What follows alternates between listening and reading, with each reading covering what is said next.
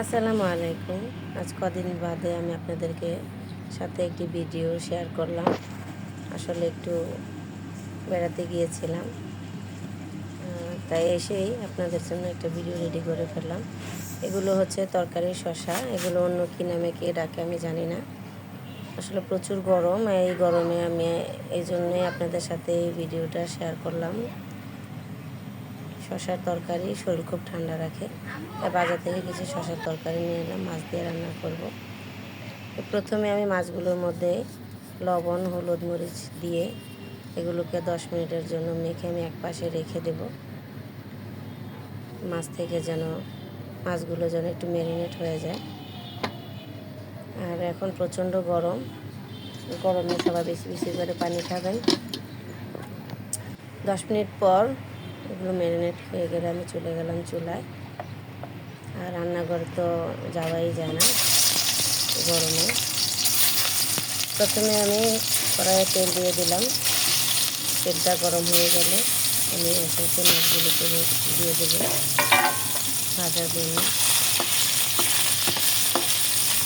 মাছগুলোকে আমি এপাশ এপাশ করে ভালোভাবে লাল লাল করে ভেজে উঠিয়ে রাখবো। আর বেশি বুঝলে এমন লাভ হইব তোমার। রান্না করার সমস্যা নেই, একটু কড়া ভাজা ভেজে নিই। মাছগুলো ভাজা হয়ে গেলে এগুলো মশা যাইতে খাপ করে ধরবা, আবার হাতি যাইতে সব লোন্ডা যাবে। পেঁয়াজগুলোকে হালকা ভেজে নেব, এগুলোকে হালকা ভেজে তারপরে এর মধ্যে আমি সামান্য গুঁড়া মশলাগুলো দিয়ে দেবো। প্রথমে দিয়ে দিলাম এখানে আদা রসুন বাটা, লবণ, হলুদের গুঁড়ো, ধনিয়ার গুঁড়ো, মরিচের গুঁড়ো। এগুলো দিয়ে 5 মিনিট তেলের সাথে একটু ভেজে নেব। ভাজা হলে সামান্য পানি দিয়ে দেবো মশলাগুলোকে কষানোর জন্য। এদিকে আমার মশলাগুলো কষানো হয়, তার মধ্যে আমি এখানে কিছু আলু, শসা আর কাঁচামরিচ নিয়ে নিলাম, কেটে দিয়ে পরিষ্কার করে এগুলোকে আমি মশলাটা কষানো হয়ে গেলে দিয়ে দেবো। দেওয়ার পর মশলার সাথে মিক্স করে এখন আমি ঢাকা দিয়ে দেবো সবজিগুলো কষানোর জন্য। আমি 10 মিনিট পর ঢাকা তুলে দেখলাম যে সবজি থেকে যে পানিটা বের হয় এগুলো প্রায় শুকিয়ে আসছে। ওই মুহূর্তে আমি ঢাকা খুলে এমনিতে একটু সবজিগুলোকে নেড়ে চেড়ে পরিমাণ মতন পানি দিয়ে দিব। যেহেতু এখন গরম, ডাল ধরে এগুলারই রান্দি ঝোল তরকারিটাই আমি বেশি রান্না করি। এর মধ্যে যে পরিমাণ মতন ঝোল দিয়ে দেব, ঢাকা দিয়ে দেবো।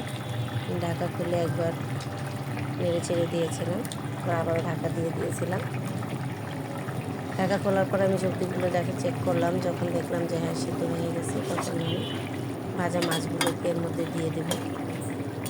মাছগুলোকে দিয়ে সবজির সাথে মিক্স করে আমি এগুলোকে ঢাকা দিয়ে দেবো 5 মিনিটের জন্য, যেন ঝোলটা মাছের প্রবেশ করতে পারে।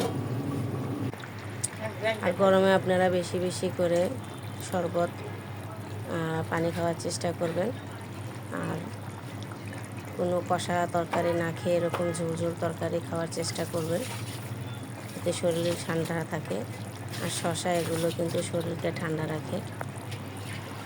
সবাইকে ধন্যবাদ আমার ভিডিওটি দেখার জন্য। আসসালামু আলাইকুম।